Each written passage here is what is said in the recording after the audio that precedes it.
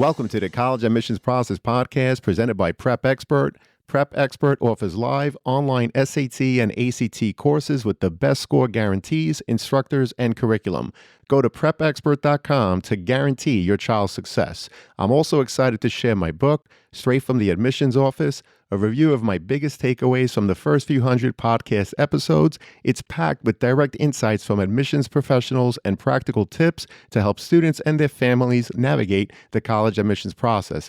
You can find all of the information in the show notes.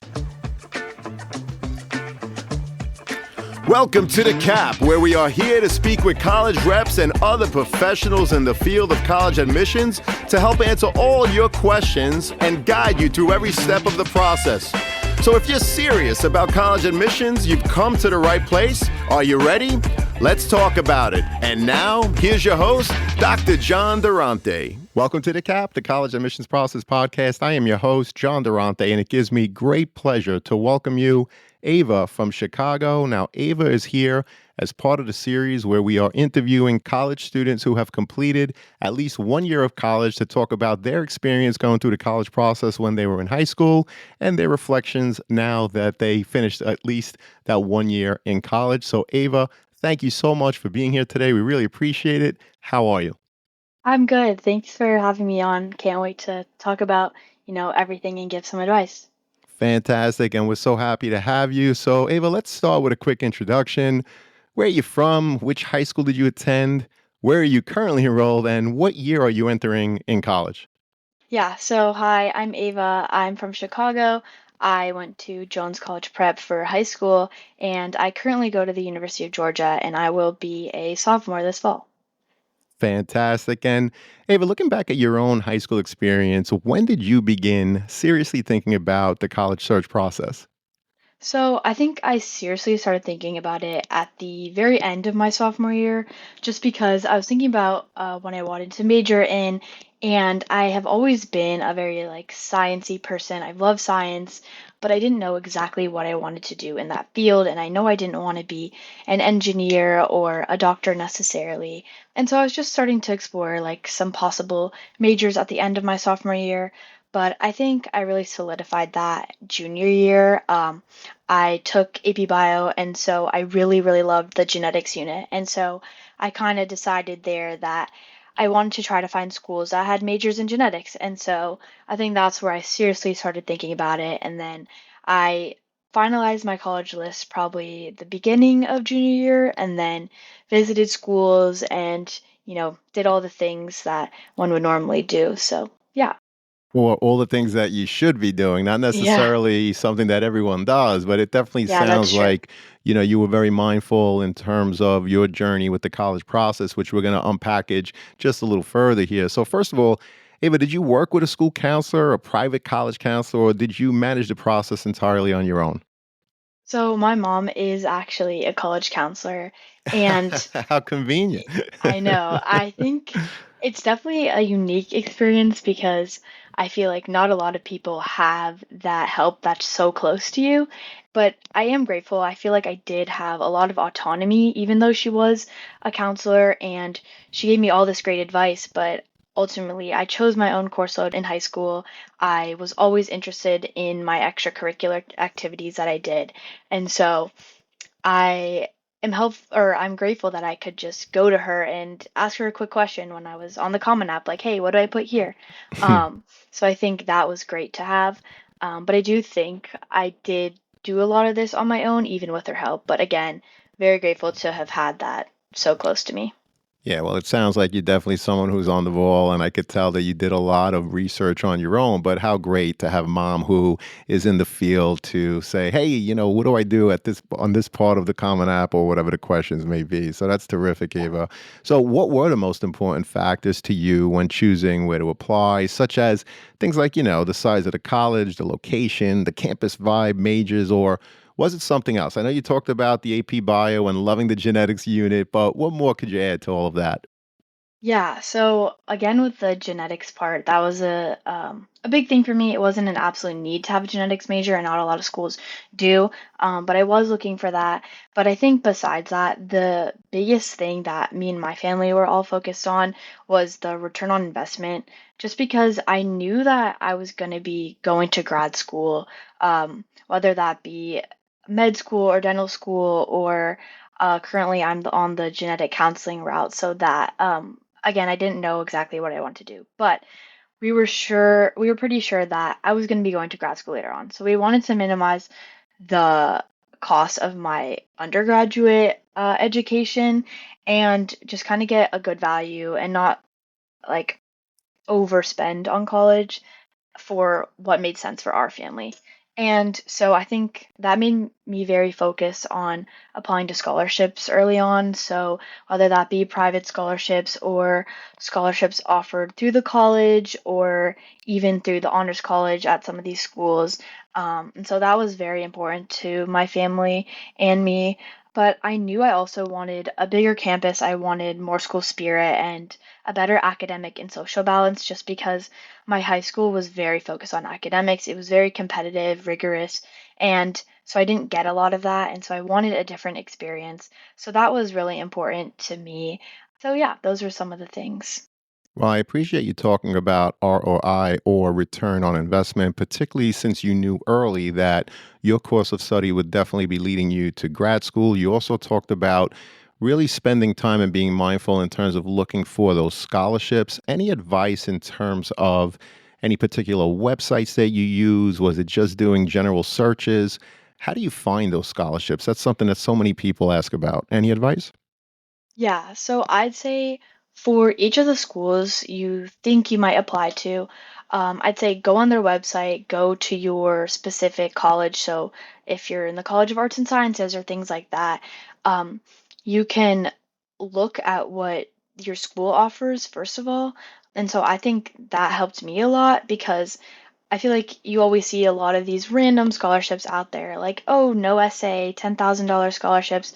Um, but I feel like it's a better use of your time if you go directly to the school's website and do school specific first.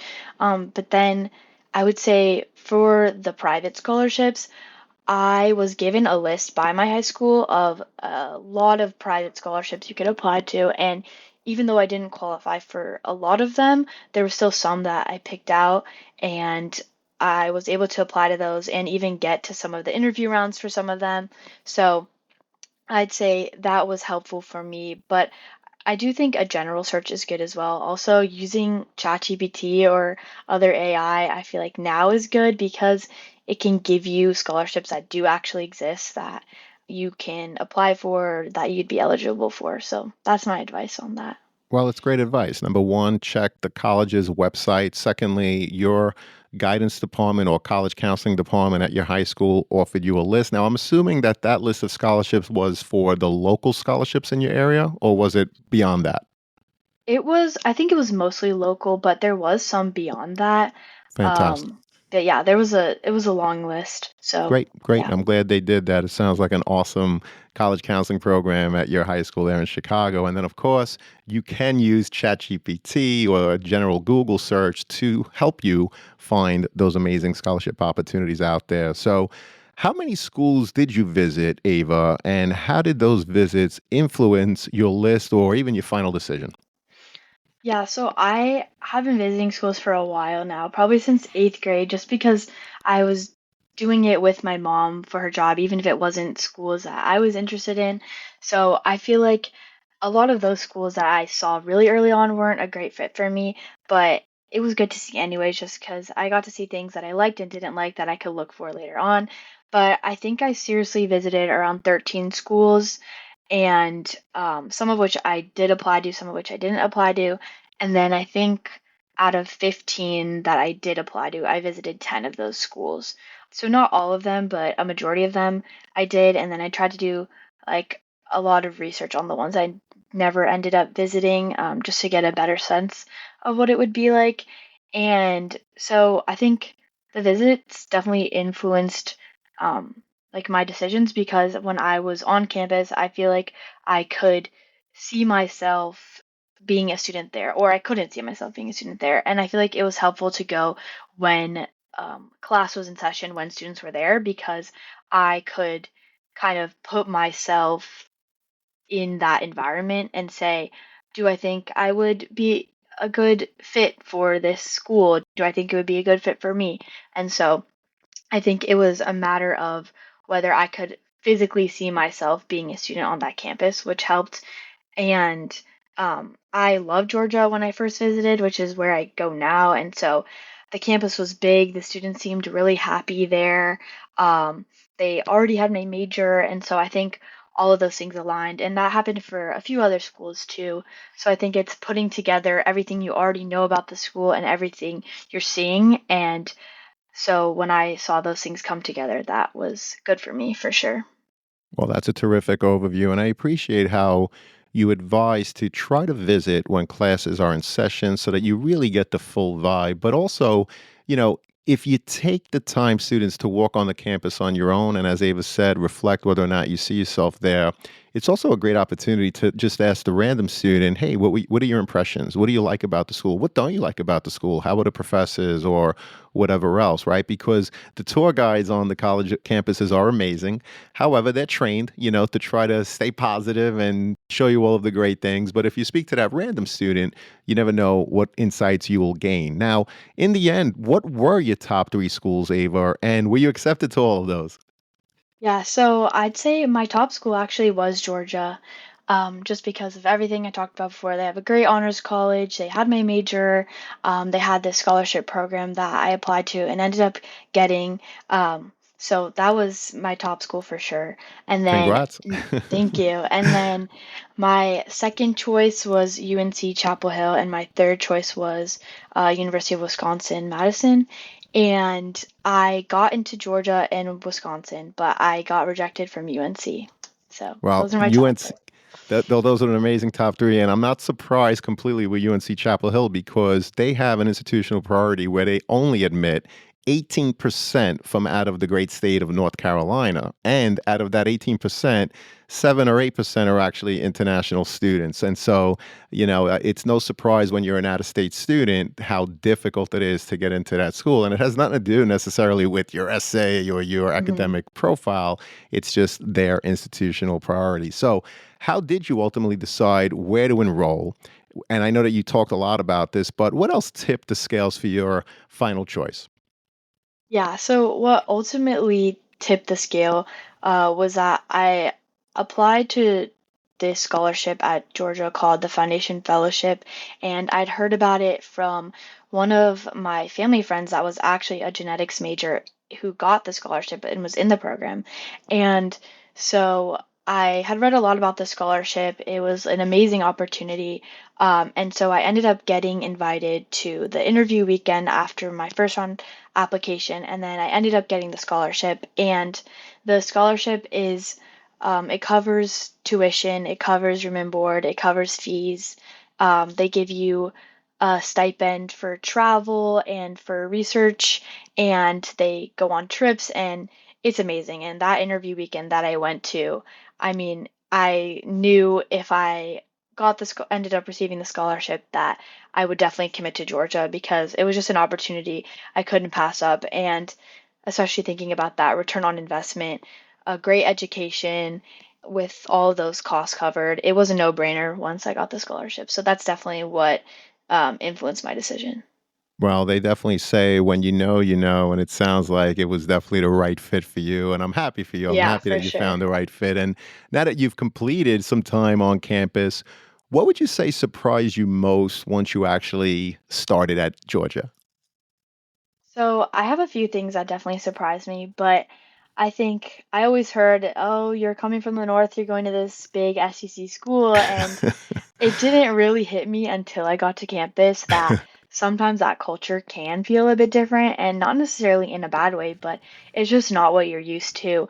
Even what people wear sometimes on a daily basis kind of took me aback for a little bit, just because, again, it wasn't what I used to see on a daily basis, especially coming from a city, coming from Chicago. Um, but again, not necessarily a bad thing, just something I had to get used to over time.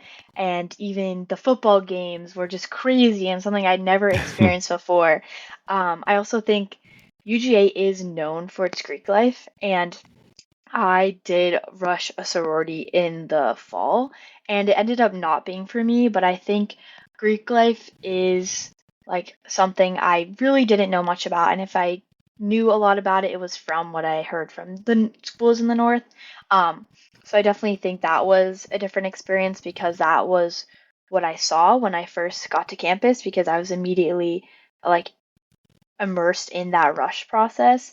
And so that surprised me. But I also think that I was kind of naive in expecting that college was going to be easier than high school just Hmm. because my high school was very rigorous, as I mentioned, and I was a competitive gymnast my whole life. So I would go from all day at school to 4 hours of gymnastics practice pretty much every day. And I did that for 4 years. And so I was like, oh, I'm going to have so much time. It's going to be easy. And this is definitely from a STEM major perspective, but it was really challenging, and I kind of had to rewire my brain and teach myself how to study for a more like college level education because I only knew how to succeed in high school. And so that was probably the biggest adjustment, I would say, and just getting used to that college level coursework and teaching yourself how to study and doing all those things. And then lastly, I think that UGA specifically, there's so much to get involved in because it's such a big school. So it's kind of hard to keep track of everything. And there's a lot that you want to get involved in and that you want to do. But until you get to campus, I feel like you don't see the reality of that. And there's just so much to choose from, which is a great thing.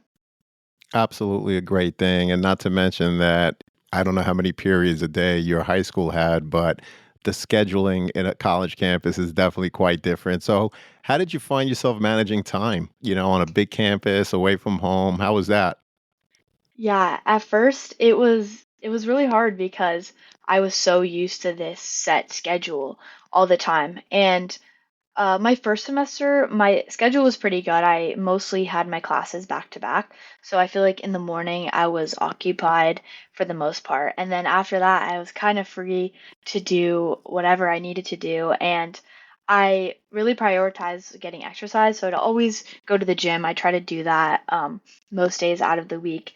But I think the struggle really came with knowing when to do my work or to study for an exam I had, just because in high school, I could study for a test the night before and be totally fine and do really well on the test. And I did try that in college. It doesn't work. So don't do that. But I I had to figure out how to decide, oh, I'm going to do my chemistry problem set this day. I'm going to do my psych homework another time. And so I think it was really helpful to make a calendar and kind of set time aside for myself to do those things. Um, yeah. Fantastic. Well, I'm sure you're doing just fine. And Ava, if you could go back and redo the college search, and it sounds like, you really did a lot and you were very organized and you had mom to help you who's in the profession, but what's something you would have done differently or considered more carefully? So I would have applied to less schools. I applied to around 15, so it wasn't that many. But I do think that some were good in theory, but I realistically would never have gone there even if I did get in. And so I think I did spend unnecessary time and maybe even some money on applications to schools I never really would have gone to. So I think, just really saving my time and resources and putting those into the schools I really wanted to go to that really made sense for me, I think would have been more helpful.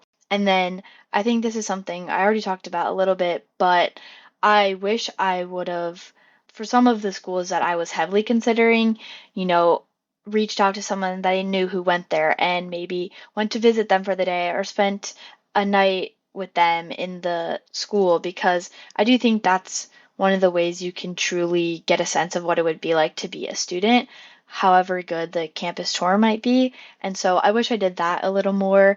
I only visited like one of my friends who went to Syracuse and it was great, but I never applied to Syracuse. And so, um, yeah, I wish I would have done that for some of the schools I actually applied to and was considered.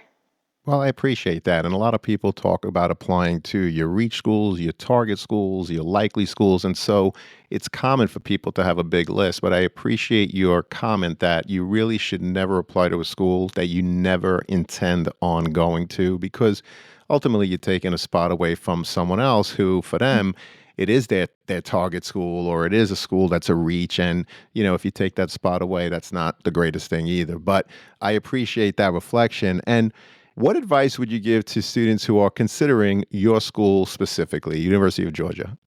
Yeah, so I think if you are an out-of-state student, especially like I was considering UGA, I'd say what I said earlier, try to visit someone during the school year or just talk with a student that you know goes there just to get a sense of what that culture change might be like. Because it sometimes, in my experience, it was a little bit shocking and it was something that I had to get used to. So I think that would be helpful. And then I'd say definitely apply to the Honors College at Georgia. I think it gives you so many unique opportunities that you can't get otherwise necessarily. They do these things called lunchbox lectures where they bring in a guest speaker and they give you lunch and you get to hear about some random topic. Like I went to one about Caitlin Clark, and so you also get early registration and smaller classes, and I feel like those things helped me be more than just a number at Georgia. And it is a big school, and there's so many amazing resources because of that. But I also feel like it helped me to find a community. And then I'd say this is more so if you end up committing to UGA, but the UGA Involvement Network, which has like all their organizations and clubs on it, is such a good thing to look at because, again, there's so much offered. And so I feel like it would have been good for me to go back to that network where you can search literally any one of your interests. So I could have put in genetics or whatever I wanted to look at, and it would have come up with a list of everything that UJ has related to that. And so I think that's a really good way if you're going to UGA to see before you get there so you can have some things in mind to get involved in when you get on campus. And then this was something that when I got to campus, I kind of realized more that I think is definitely a big consideration. Um, but Georgia is in Athens, so it's an hour and a half outside of Atlanta, and that's where the nearest airport is. So if you're an out-of-state student or you need to get somewhere else, it's not super far away, but it's not exactly close. And especially Atlanta also always has concerts and events, things like you can go to. And so while it's not super far, you can get there by driving. It's definitely something to consider, especially out of state. Well, those are great pieces of advice. And, you should consider working in admissions yourself. I think you're fantastic. Mom, I'm sure, is very proud of you. And so, what's something you wish someone else, not mom, right? We don't want to talk about mom here, but what's something that you wish someone else had told you during your college search that you now understand even better? Yeah, so I think the big thing, because I was told a lot, and I feel like there's always this, especially on social media, I feel like a lot of people say, oh, rejection is redirection. And I would agree with that. But else, what no one ever told me was what it would feel like to be rejected from a school, Hmm. especially one of your top choices, because as I said, I didn't get into UNC. And I just remember like opening up that rejection letter basically, and I was crushed. I mean, it was again one of my top choices, and you can't do anything about it. And suddenly, that school no longer becomes an option, and you start to think about all the things that might have gone wrong or why you didn't get in. And I feel like it's really hard to have to sit with that, and no one really tells you about that. And again, it obviously worked out great later on, and I didn't wallow in the rejection or anything like that. But I wish that someone could have maybe like previewed what it would be like to get a rejection, which obviously isn't really possible, but it was definitely hard in the moment, and I hadn't really experienced a lot like that. So, Well, that's such a great point, and I'm glad that we talked about institutional priorities a little bit, which is not the focus of this conversation. But again, in the case of UNC Chapel Hill, if you read their mission and philosophy, they're there to serve the great people of the great state of North Carolina. And that's why their institutional priority is 18%. In fact, it's a mandate. If they go above that, they actually could lose funding. Did you know about that at all? I knew a little bit about it, and I knew that not a lot of people from my actually, I don't think anyone from my school had gone into UNC in the past few years.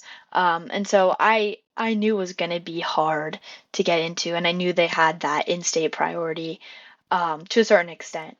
But I, again, didn't really face that reality until I got rejected. So it was definitely it was an experience I needed to have just to like know to how to let things go and not focus on what I did wrong or why I got rejected. But yeah, it was definitely hard in the moment. Such great insights. I really appreciate it. Coincidentally, there's another student that we interviewed for this series who went to SUNY Binghamton, just Hmm. completed his first year there, and guess what? Decided to try to transfer into UNC. Just like you, he was rejected initially when he Hmm. was trying to get in from high school and now was accepted. And so he's going to be starting at UNC in the fall. Is that something that you ever considered in terms of transferring, or is that not an option because you're so happy at the University of Georgia? Yeah, that's something I never really considered. Even with that transition period that I mentioned at first with the academics and a little bit of the culture thing, I feel like I never considered transferring just because I did end up finding my place, which I am very grateful for. And also because of the scholarship program I'm involved in, I feel like that just is a reason to stay on its own. And so, yeah, I never considered transferring, but I do think that if you're not happy at your school and you've given it time, it's definitely a good option. Yeah, and I truly believe that you are admitted at the place where you are meant to be. And it sounds like you're so happy at the University of Georgia with the scholarship program, the honors college, and so much more. So, congratulations on that. That's awesome. Now, before I get to the last question, as part of this amazing conversation, you were terrific, by the way, Eva. So, thank you in advance. Is there a question that I didn't ask you that you wish I had? Or let me phrase it differently. Is there a topic that didn't come up in this conversation that you'd like to share with us now before we get to that final advice question? Um, I don't think so. I feel like I covered a lot that I wanted to talk about. So yeah, I think I'm good, but thank you. Fantastic. You absolutely covered a lot. And lastly, what's your biggest piece of advice? And you gave so much, but what's your biggest piece of advice for high school students and their families just beginning the college process?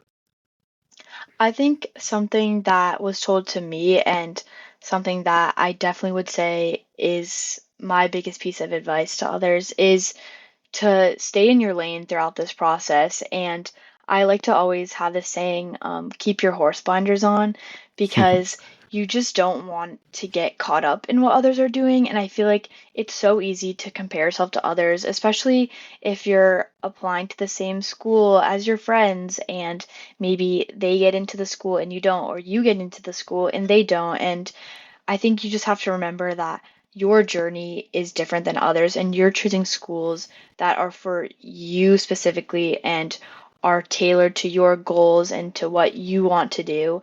And I don't think you should focus on expecting others to understand that. And I feel like I went through this a lot because of my high school environment, and it was so competitive. And I feel like everyone was so focused on the prestige of the school, or I don't know, whatever people in competitive high schools think about. They're But worried about the sticker on the back of the SUV. Is that true in your yes, school, Ava? Yeah. oh yeah, for sure. And so I feel like even when I ended up choosing Georgia, just because not a lot of people know about it, I often had to end up explaining myself. And I feel like going back, like I would not do that, and I would let that go. And I think I did a good job of staying in my lane, but I think I could have done a better job and not letting some of that pressure and competitiveness get to me. So I think it's so important just to stay on that one-track mind and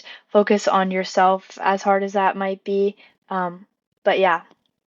Well, that's terrific. You're so reflective, and I love hearing you articulate your insights, your thought process, and meanwhile, giving so much advice to students and their families. Ava, you were awesome, truly. I can't thank you enough. I really appreciate your insights today.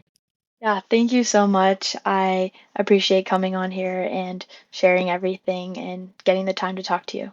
Fantastic. It was truly our pleasure. And to everyone out there, good luck with the college search. Take care, all, and best wishes. Thank you for joining us on this episode of The CAP, the College Admissions Process Podcast. We hope you enjoyed the show. If you did, please don't forget to tell a friend and follow us on Facebook, Instagram, Twitter, and wherever you listen to your podcasts. I am your host, John Durante, and I look forward to seeing you on the next episode of The CAP. Thank you for listening to the College Admissions Process Podcast presented by Prep Expert. Prep Expert offers live online SAT and ACT courses with the best score guarantees, instructors, and curriculum. Go to prepexpert.com to guarantee your child's success.